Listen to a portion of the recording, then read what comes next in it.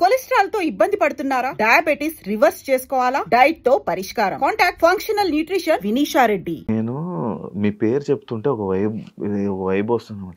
సుష్మా భూపతి అంటే అది పెట్టుకున్నారా లేకపోతే ఏంటది? నాన్న పేరు అండి అది. మీ భూపతి అనేది మీ డాడీ పేరు? నాన్న పేరు, నాన్న ఇంటి పేరు. సో నరసింహ భూపతి. సో నేను సుష్మా భూపతి అని పెట్టుకున్నాను. సర్టిఫికేట్స్ లో అంతా చిన్నప్పటి నుంచి అలా పెట్టి నాకు అదే అలవాటు అయిపోయింది. ఇప్పుడు సడన్ గా మా ఆయన వాళ్ళది సుష్మా బండ్ల అనేది అది నేను తీసుకోలేకపోతున్నా ఎందుకు. అంటే బండ్ల సుష్మా, మండల సుష్మా యాక్చువల్లీ సుష్మా. ఎస్. అచ్చా. కానీ దాన్ని నేను సుష్మా భూపతిగానే పెట్టేశా. సుష్మా భూపతి బాగా నచ్చిందా వైబ్? అంటే సుష్మా భూపతి అన్న పేరుకి మీకు అంటే మీ కట్అవుట్ కి కరెక్ట్ సెట్ అయింది అన్నారు ఎవరైనా? చాలా అండి. నార్మల్గా బయట వెళ్తుంటాం కదా, సుష్మా భూపతి భూపతి భూపతి గారు భూపతి గారు అంటే భూపతియే అని అంటారు. సుష్మా కూడా చాలా తక్కువ. భూపతి గారు భూపతి గారు భూపతి గారు. నాకు చాలా బాగా అనిపిస్తుంది. ఆ పేరు విన్నప్పుడల్లా మా నాన్న గుర్తొస్తాడు. ఆ పేరు విన్నప్పుడల్లా నాన్న గుర్తొస్తాడు. సుష్మా అనే కన్నా భూపతి, సుష్మా భూపతి అంటేనే గుర్తుపడతారు మిమ్మల్ని. ఇన్స్టాలో అంటే ఇన్ఫ్లుయెన్సర్ అవ్వకముందు, ఫేమస్ అవ్వకముందు శివ ఒక చిన్న 1 minute ఎప్పుడు నువ్వే అడుగుతావా క్వశ్చన్స్? నేను అడగొద్దా? మేము అడగొద్దా? మాకు లేదా ఛాన్స్? సరే, ఫస్ట్ ఆఫ్ ఆల్ ఒక అలిగేషన్ వచ్చింది నా మీద. ఏమని? 25,000 లేనిది సుష్మా ఏ పని చేయదు. 25,000 ఇస్తే ఏ ప్రమోషన్ అయినా చేస్తుంది. లైక్ ఏ ప్రమోషన్ అయినా చేస్తుంది సుష్మా. కామెంట్లలో ఓ అంటున్నారు. నువ్వు నాకు ఎంత ఇచ్చావు ఇక్కడ కూర్చోడానికి? ఏం మరి 25,000 తీసుకోకుండా నేను ఎందుకు ఇక్కడ కూర్చోవాలి?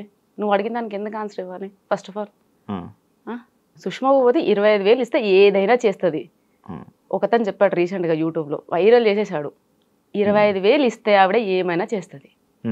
ఇంకొకటి, ప్రతి ఒక్క బిజినెస్కి సుష్మా భూపతిని పిలుచుకొని డాన్స్లు ఆడిచ్చి మరి ప్రమోషన్ చేయించుకుంటున్నారు. వాళ్ళకి అంత బిజినెస్ ఉందా? ఈవిడ వల్ల అంత బిజినెస్ అవుతుందా అని తను క్వశ్చన్ వేశాడు నా మీద ఒక అతను. దాని గురించి మాట్లాడదాం. అయితే నేను డాన్స్ చేయండి ఏది చేయను. మరి ఇప్పుడు డాన్స్ చేయండి మనం ఇది ఎలా స్టార్ట్ చేస్తాం? నువ్వు చేయాల్సింది ఇప్పుడు ఒక స్టెప్. నేను చేయాలా? అక్కడ ఆల్రెడీ అంత వీడియోలు అంతా ఏం చెప్తున్నారు? ఆవిడ డాన్స్ చేయండి ఏ ప్రమోషన్ చేయదు, డాన్స్ చేయండి ఏమీ చేయదు, అండ్ డబ్బులు తీసుకుంది ఏమీ చేయదు అని ఆల్రెడీ అలిగేషన్స్ వస్తున్నాయి, కామెంట్స్ వస్తున్నాయి. అంటే ఇప్పుడు నేను డాన్స్ చేస్తే నాకు ఇంటర్వ్యూ ఇస్తారా? అవును, మరి నేను డాన్స్ చేయండి ఏది చేయనుగా. అలా ఎందుకు చేస్తాం? చేయాల్సిందే కపుల్ డాన్స్. ఇక్కడ కపుల్ డాన్స్ చేద్దాం. ఇప్పుడు చేయనా? తర్వాత చేద్దాం. చేయాల్సిందే. తర్వాత చేద్దాం తప్పకుండా. ఓకే, లాస్ట్ లో చేద్దాం. లాస్ట్ లో తప్పకుండా చేద్దాం. నేను మాట ఇస్తున్నాను, మన ఇద్దరం ఆ రీల్ ని కొలాబరేషన్ లో కూడా అప్లోడ్ చేద్దాం. ఓకే సార్, తప్పకుండా. అంటే కొలాబరేషన్ యాక్సెప్ట్ చేయరా? నేను యాక్సెప్ట్ చేస్తాను. దానికి కూడా payment of course payment pay చేయాల్సిందే. అంటే వాళ్ళు అంటున్నారు కదా 25,000 తీసుకొని సుష్మా ఏ పని చేయదా. ఆ టాపిక్ కూడా మాట్లాడదాం. ఆ టాపిక్ గురించి యాక్చువల్లీ ఉంది, ఒక పార్ట్ లో ఉంది. మీరు అంటే ఫేమస్ అవ్వక ముందు మీ లైఫ్ స్టైల్ ఎలా ఉండేది? అయ్యాక మీ లైఫ్ స్టైల్ ఏం చేంజెస్ వచ్చాయి? చాలా పెద్ద చేంజెస్ అండి. అది చిన్న చేంజెస్ కాదు. అసలు ఫేమస్ అవ్వకముందు నా పరిస్థితి నా సిచ్యుయేషన్ చాలా ఘోరంగా ఉండేది. హానెస్ట్గా చెప్తున్నాను, దాచిపెట్టుకోవడానికి ఏమీ లేదు.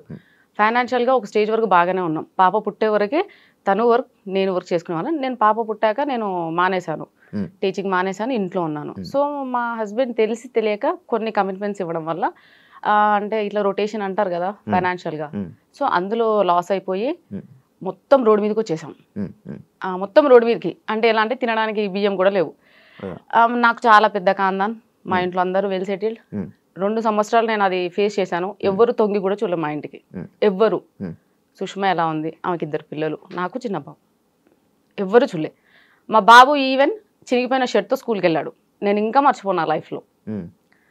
ఆ స్టేజ్లో ఉన్నప్పుడు ఎవ్వరూ రాలేదు శివ, ఎందుకు ఎవ్వరు రాలేదు. పక్కింటి ఆవిడ దగ్గర రేషన్ బియ్యం అడుక్కొని మేము పెట్టాం. అప్పుడు మా హస్బెండ్ జాబ్ చేయట్లేదని కాదు, పాపం ఒక్కరోజు కూడా బంక్ కూడా కొట్టాడు, రెగ్యులర్ గా వెళ్తాడు. కానీ ఏంటంటే అది ఆటో డెబిట్ వల్ల శాలరీ పడగానే ఆటో డెబిట్, రెంట్ ఎలా పే చేస్తాం, రేషన్, ఇవి 2 అయితే కంపల్సరీ కదా. ఒక మనిషికి ఫుడ్ అండ్ షెల్టర్ అది చాలా నీడ్, కంపల్సరీగా అది ఎలా తెస్తాం? ఆల్రెడీ ఆయనకు కావాల్సినవన్నీ తెలిసిన వాళ్ళ దగ్గర అక్కడికి డబ్బులు తెచ్చేసాడు. అది ఇవ్వడానికి లేదు, ఉన్న సోర్స్ అలా వెళ్ళిపోతుంది, ఏది లేదు. ఆ సిచ్యుయేషన్ ఫేస్ చేసా. ఐ థింక్ 2 times చిన్నగా పానిక్ అటాక్ కూడా అయింది. నేను 2 times హాస్పిటల్లో పడ్డా. హాస్పిటలైజ్డ్ అయినా సరే నన్ను ఎవరు చూడడానికి రాలేదు. ఏం జరిగింది, ఏం జరుగుతుంది, అసలు 2 పిల్లలు పెట్టుకొని ఎలా సర్వైవ్ అవుతుంది, ఇలాంటి సిచ్యుయేషన్. అసలు మా హస్బెండ్ 15 kgs లాస్ అయ్యాడు. మా హస్బెండ్ చెబ్బిగా బాగుంటాడు. ఇప్పుడు ఎలా ఉన్నాడు అలాగే ఉన్నాడు. ప్రెసెంట్ ఎలా ఉన్నాడో ఆ సిచ్యుయేషన్ లో అప్పుడు అలాగే ఉన్నాడు. ఆ ఫైనాన్షియల్ ఇష్యూ వచ్చాక ఎంత బక్కగా అయిపోయాడంటే ఆల్మోస్ట్ 15 kgs లాస్ అయిపోయి ఇంతే అయ్యాడు. ఎవ్వరు రాలేదండి. అతనికి పెద్ద ఖాందాన్ ఉంది, నాకు పెద్ద ఖాందాన్ ఉంది చెప్పుకోవడానికి. ఎవ్వరు రాలేరు. సొసైటీ సొసైటీ సొసైటీ అని అంటారు. ఏ సొసైటీ వచ్చిందండి? మా నాన్న నలుగురం, మేము 3 ఆడపిల్లలు, ఒక తమ్ముడు, ఆయన లారీ డ్రైవర్. నేను పుట్టి ఇప్పుడు 32 years అవుతుందా? మా నాన్న ఒక్కరోజు రెస్ట్ తీసుకోగా నేను చూలే. కష్టపడుతూనే ఉంటాడు. ఆయన కూడా మాకు ఇప్పటివరకు రేషన్ బియ్యం తెలియదు. మా ఇంట్లో మాకు చికెన్ తెలియదు. అంటే మా నాన్న ఫీలింగ్ ఏంటంటే చికెన్ తినేవాళ్ళు పూర్ పీపుల్. మా మటనే మా ఇంట్లో mutton chutney, mutton curry, types of pickles అంత బాగా చూసుకున్నాడు. ఆడపిల్లలు కూడా మళ్ళీ అందరం కాన్వెంట్లోనే. పెద్దక్క చిన్నక్క గవర్నమెంట్ ఎంప్లాయీస్. వాళ్ళని మంచిగా చదివించాడు. మేము కాన్వెంట్, నాగార్జున గ్రూప్ స్కూల్స్. నేను పుట్టింది పెరిగింది అంతా వనస్థలిపురం. అంత బాగా చూసుకున్నా. మా నాన్నే మాకు రేషన్ బియ్యం ఎట్లే. ఏదో సిచ్యుయేషన్ వచ్చింది కానీ నేను మా పిల్లలకు పెట్టానండి, మర్చిపోలేదు. ఆ సిచ్యుయేషన్లో అనిపించింది, what is family, what is society, who are called neighbours. Neighbours ఎవరు, సొసైటీ ఏంటి, అసలు ఏంటి నాకేం అర్థం కాలే. నేను చిన్న పిల్లనండి. ఇప్పుడు కొంచెం ప్రతిరోజు ఒక్కొక్క ప్లేస్కి తిరుగుతున్నా, చాలా మంది ఇన్ఫ్లుయెన్సర్స్తో ట్రావెల్ చేస్తున్నా, చాలా మంది మాట్లాడితే వింటున్నా. కాబట్టి నాకు తెలిసింది. ఇక్కడ కూడా నీ ముందు కూర్చొని ఏం మాట్లాడాలో నాకు నిజంగా తెలియదు Shiva. Such an innocent fellow నేనైతే. అండ్ ఇప్పటికి నేను కిడ్. ఇప్పటికి నాకు తినిపిస్తేనే తింటా, అంత వరస్ట్ క్యాండిడేట్ నేను. మా ఆయన కూడా ఇప్పటికీ మా పాపని ఎలా చూసుకుంటాడో నన్ను అలా చూసుకుంటాడు. అలాంటిది నేను ఒక డిప్రెషన్కి వెళ్ళిపోయినా. కంప్లీట్గా డిప్రెషన్. నా లైఫ్ అయిపోయింది. అంటే రోడ్ మీద పడ్డాం. ఫైనాన్షియల్గా మొత్తం పోయింది. మా ఆయనకు వచ్చిందంతా పోతుంది. ఎవ్వరు రావట్లేరు. తినడానికి తిండి లేదు. ఏం లైఫ్ ఇది, దేనికోసం బతకాలి అంటే ఇవి వచ్చేస్తున్నాయి ఇంకా థాట్. దాని తర్వాత మెల్లగా నా దగ్గర మా నాన్న నాకు పెళ్ళికి పెట్టిన గోల్డ్ ఉంటుంది కదండి.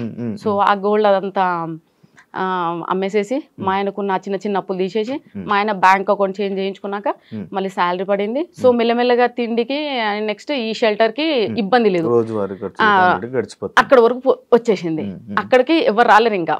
దాని తర్వాత నేను చిన్నగా స్కూల్లో ఇంటి ఎదురుగానే, అంటే పాప చిన్నగా ఉంది కదండి, 2 years బేబీని తీసుకొని జాబ్కి వెళ్ళలేము, పాపని చూసుకునే వాళ్ళు ఎవరు లేరు. దాని తర్వాత ఇంటి ఎదురుగానే నర్సరీ, LKG UKG ఉంది.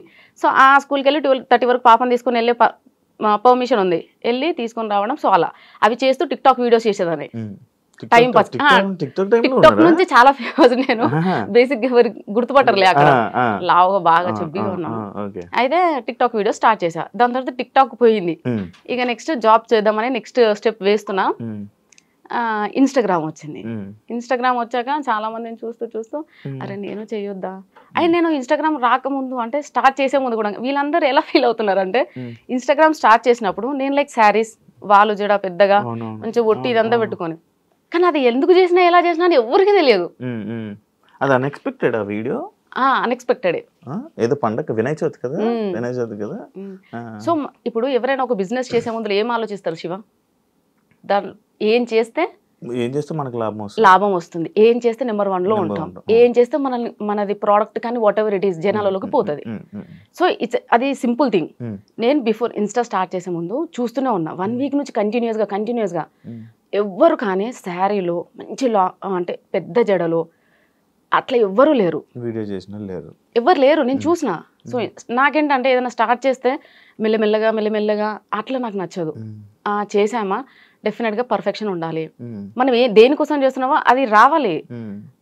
సో నేను అట్లా ప్లాన్ చేసుకొని సేమ్ నేను శారీస్లో అలా ముందుకు వచ్చాను. శారీస్ వాళ్ళు చూడ. సో వీళ్ళందరూ ఏమనుకుంటున్నారంటే, నేను ఆ శారీలో ఆ జుట్టు వేసుకొని అలా రీల్ చేసేసరికి అదే నా ఒరిజినాలిటీ అని అనుకుంటున్నారు. అంటే ఫస్ట్ ఇంప్రెషన్ బెస్ట్ ఇంప్రెషన్. అందులోనే అందరూ అదే ఫిక్స్ అయిపోయి ఉంటారు కదా. అదే ఫిక్స్ అయిపోయారు. చూసినప్పుడు నేను కూడా అదే ఫిక్స్ అయ్యాను బేసిక్ గా. అంటే లైక్ వద్దులేండి కానీ బాగుండే వాళ్ళు చూసిన, కానీ చాలా మంది అబ్బాయిలు అట్రాక్ట్ అయ్యారు.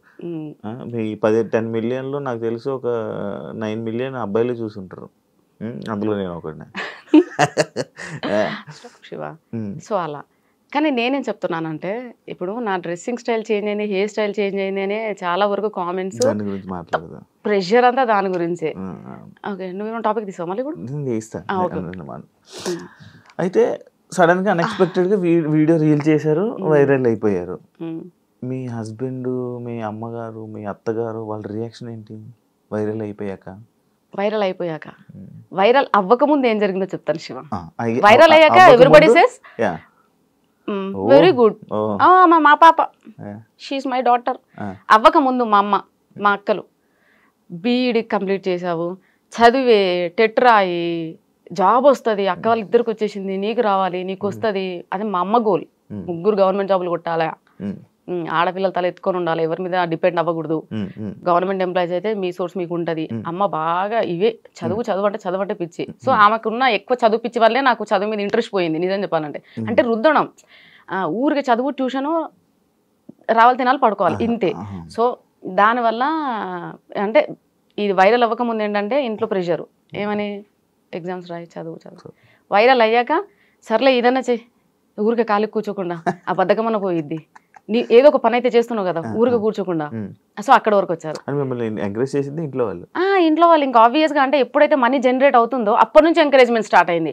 అంతకు ముందు అవసరమా, ఎందుకు, ఏం చేయడానికి, బుద్ధిగా చదువుకోవచ్చు కదా, ఇంత కష్టపడి చదివించాడు మీ నాన్న, అంత కష్టపడి దేనికోసం అంటే ప్రతిదానికి ఇంకా నాన్ననే, నాన్న ఇంత కష్టపడ్డాడు దేనికోసం, నాన్న ఇంత కష్టపడ్డాడు. సో నాన్న కూడా చెప్పాడు, చదివేదో చదివితే నీకు యాక్టివ్ అంటే ఇష్టం కదా, అది ఇప్పిస్తా, నీకు ఇది ఇప్పిస్తా. నాన్న ఎరేసేవాడు, నువ్వు ఎన్ని చెప్పు నాన్న, నాకు అంత ఇంట్రెస్ట్ లేదు, సో నేను ఏం చేయాలనుకుంటున్నా అదే చేస్తా, ప్లీజ్ నన్ను ప్రెషర్ ఫోర్స్ చేయకుండా అని మా నాన్నకి చెప్పాను. సార్ మా నాన్న లైట్ తీసుకున్నాడు. దాని తర్వాత ఎప్పుడైతే మనకి ఇన్స్టాగ్రామ్ నుంచి ఇన్కమ్ జనరేట్ అయిందో ఎవ్రీబడి షట్ దేర్ మౌత్, అందే నోరు మూసుకున్నారు, స్టార్ట్ చేశారు. మంచిగా చేస్తున్నావు, చెయ్యి. అక్కడి నుంచి సపోర్ట్ వచ్చింది. మంచి ఎంకరేజ్ చేశారు. మీ హస్బెండ్ కూడా ఎంకరేజ్ చేశారు? అవునండి. అంటే మామూలుగా వైఫ్స్ని కానీ లేకపోతే ఇంట్లో వాళ్ళ ఆడపిల్లల్ని సోషల్ మీడియాలో ఇలా రీల్స్ చేస్తారంటే చాలామంది అబ్బాయిలు రిస్ట్రిక్షన్స్ పెట్టడం, ఎందుకు ఇవన్నీ చేయడం, ఎందుకు మనం అందరూ చూడడం, మనం ఇలా తీసుకుని వెళ్ళిపోదాం కదా జర్నీ అని అంటుంటారు కదా, అలాంటి మాటలు రాలేదా మీకు? ఇప్పటి వరకు అనలేడండి. ఎవరు అనలేదు? ఇప్పటి వరకు అనలేరు. ఎంకరేజ్ అంటే మిమ్మల్ని సపోర్ట్ గా ఉన్నారు అయితే బాగా, ఫుల్ సపోర్ట్. అంటే ఆయన ఫేస్ చేసి వచ్చిన కొన్ని సిచ్యుయేషన్స్ అట్లా మార్చినేమో నేను అనుకుంటానండి. ఎందుకంటే తను ఒక రోజు ఉంది, తనకు తెలుసు, ఈ వీడియో చూస్తాడు కదా కంపల్సరీ, తనకు తెలుసు ఒక రోజు నడి రోడ్డు మీద పడ్డాడు, ఇద్దరు పిల్లలు, ఒక పిల్లం నడి రోడ్డు మీద పడ్డాడు. ఎవరు వాళ్ళకి ఫుడ్ ఎవరు పెట్టారు ఆ రోజు? ఒకవేళ పక్కింటి ఆవిడ అదే బియ్యం దానం చేయకపోతే ఆ పరిస్థితి ఏంది ఆ రోజు? అంటే మేము ఆ రోజులు గుర్తున్నాయి కాబట్టి ఏమో మరి ఏంటో నాకు తెలియదండి. మా హస్బెండ్ అయితే ఇప్పటి వరకు ఇది ఎందుకు, ఇలా ఎందుకు. మరి ఇప్పుడు ఆ పక్క ఇంటి ఆవిడ మీకు రైస్ ఇచ్చి హెల్ప్ చేశారు కదా, మీరు ఏమైనా చేశారా? లేదు, బట్ వీఆర్ ఫ్రెండ్స్. చాలా నన్ను ఏమంటారండి డిప్రెషన్ నుంచి బయటకు తీసుకొచ్చిందండి. వైఫ్ అండ్ హస్బెండ్ మంచి నైబర్స్, గీత అండ్ విశ్వ అని. సో మేము చాలా క్లోజ్డ్ గా ఉండేవాళ్ళం. వాళ్ళు software plus bank employee. And వాళ్ళు నేను ఏడిస్తే, అంటే నేను ఏడిస్తే కూడా ఎలా ఏడుస్తానంటే అలా కాదు,